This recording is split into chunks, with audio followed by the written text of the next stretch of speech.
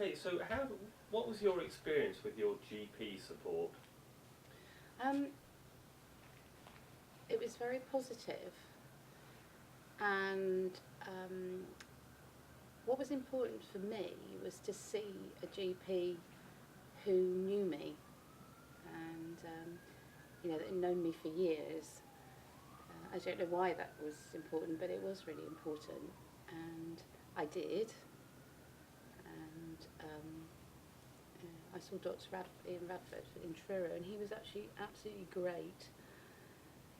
And I think it's something that's important, really, to know that the GP, the GPs are there for all sorts of things. I mean, things that I actually hadn't realised, which when I was having chemotherapy, was that actually I needed, what was a good idea was to have a flu shot, a flu jab, because obviously if you're having chemotherapy, then you're open to a lot of infections. And one of the things about chemotherapy, I think, was that I was absolutely terrified of catching colds, almost to a very peculiar degree. And it actually made me feel a lot more closed off, because at times it was in the winter when I was having my chemotherapy, there were so many colds around and flus, and so many of my friends and family couldn't come and see me because I had a cold. Or, actually, that's what they said anyway. I mean, it could have been a reason for having an excuse not to see me, but no. They had colds. So every time I had a cough and stuff, I couldn't see them. But my GP, I think, going back to that, GP was very good. I mean, I had the support, I was practical support there. I actually filled a form in that they gave me, so that I actually I didn't have to pay for my medication, my prescriptions, which is actually a really important thing, because I hadn't known about this, and you do need a lot of prescription drugs and during this time. So that was great, and actually with the diagnosis of cancer, I hadn't realised I don't ever pay any more prescription charges. So they give you a little a form, and you get a white card, NHS card.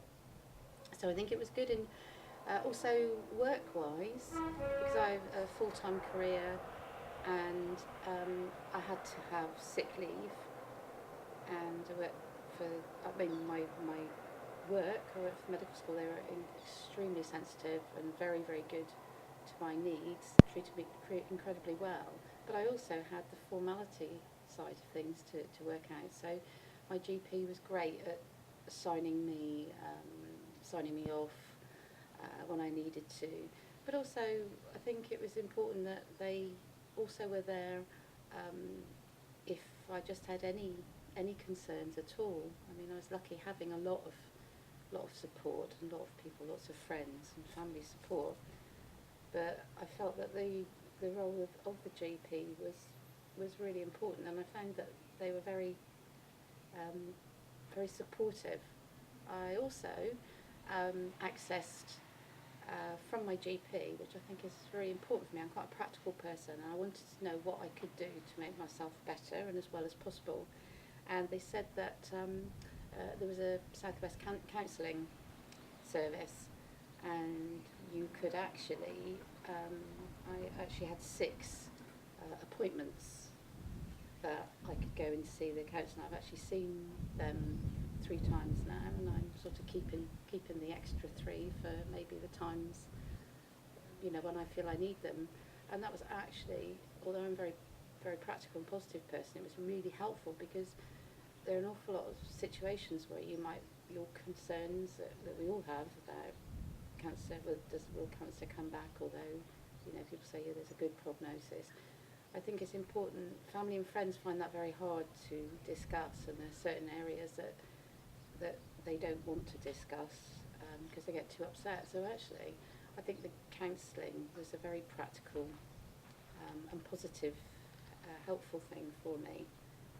I think one of the things I probably said is that, and what's really important to me, is that everybody's experience of this disease, of cancer, of breast cancer, is just so different.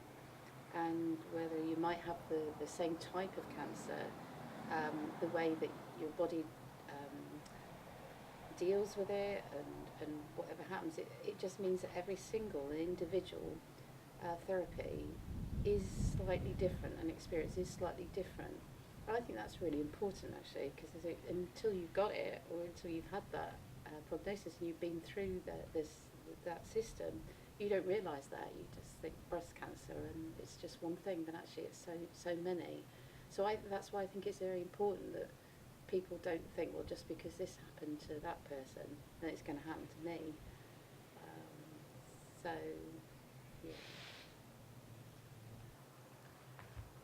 Well, it was actually a Sunday evening, and I noticed in the mirror that there was a skin abnormality, a type of tethering on my left breast, which instantly caused me to panic.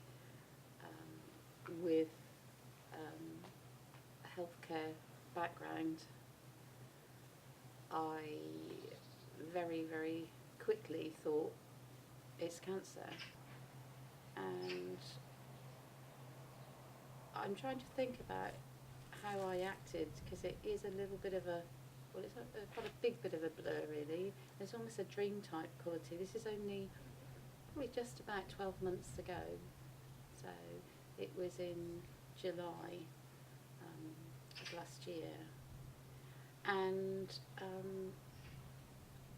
I talked to my husband about it, who is nothing to do with the healthcare, who was very, very frightened. I didn't really talk to anybody else. My daughter, I didn't want to talk to, or anybody else, until although I was sure in my mind. And then I phoned up the GP surgery the next morning, sort of just as soon as they were open. And I can remember crying on the phone to the receptionist. And they were lovely actually, and they got me in to see a locum GP just within 10 minutes of the practice opening. So I went on my own, and thinking about it, probably it would have been a good idea to take somebody with me, but I didn't really think about it. And it was a locum GP who sort of just looked at me, examined me, very kind. She was very kind, and then she just gave me a look, and I realised in that look that it was, that was the likely diagnosis of cancer, really, from that look. And I do remember coming out and sitting outside the GP surgery on my own, on a bench, and sobbing. And then, strangely enough, I decided that I would treat it as an ordinary day and catch the bus into work. So, on the way in, I can remember being on the bus in tears, and I can remember phoning up two of my good friends and talking to them, and meeting one of them at work.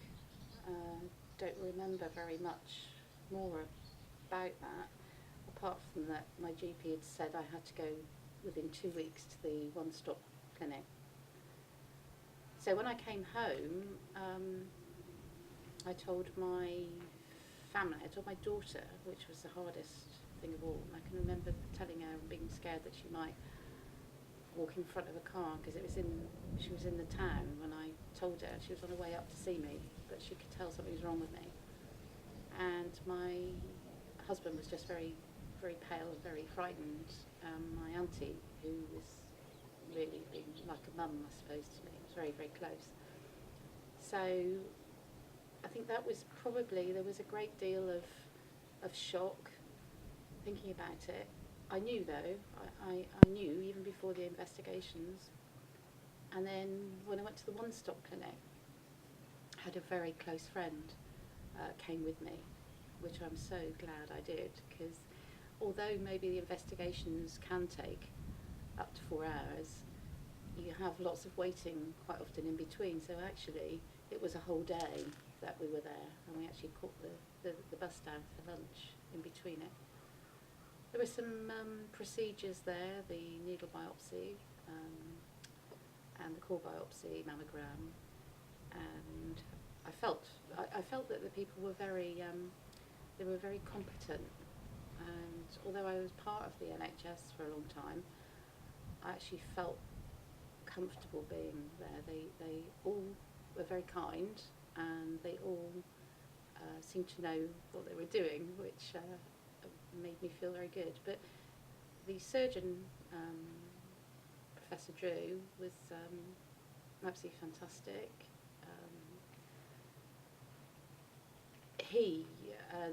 The core biopsy or the needle biopsy was they weren't able to give me the result even though we were waiting, and sometimes that does happen, and that's because sometimes there are others there's traumatic, and sometimes there's blood in the cell. So, but as he said, it was pretty obvious to him what it was, even without the that final bit. But obviously, the one bit he did tell me, in fact, the breast care nurses told me, who were also incredibly supportive all the way through, not just at the beginning. They told me that all the information I'd get would be by little bits at a time, and actually that would be really difficult. And I think it was difficult. Actually, it was helpful as well, because I don't think I could cope with very much each time, although I sort of knew the medical words and what was going on. There was an element of disbelief, I think, and shock, which meant that I didn't take in lots of things. Another reason why I was very lucky to have somebody very good with me at the one stop for the whole day, because she remembered things that were said, and I remember them said completely differently. So I think that was very good. How did I act? Looking back, I think it's quite funny how I acted, but I'm quite a practical person, and I think because I couldn't control a lot of things like the results coming back and what they would say, and then surgery, and then would I need chemotherapy, all those sorts of things, I had to do something really practical. So much to my close friends and families, I think probably a little bit of amusement, but they were a little bit concerned, I think, I decided to make an appointment to make sure my will was in order and that my funeral would be sorted, and also that my mortgage was running online with a dodgy endowment. So actually, looking back, I think they just let me go doing it, because I think they thought, well, it's not going to hurt her. And I was doing something. I was actually doing something, and I was connecting in that way. I was still going to work, I don't know why I was doing that, really, because I don't think probably I was a great deal of help to anybody.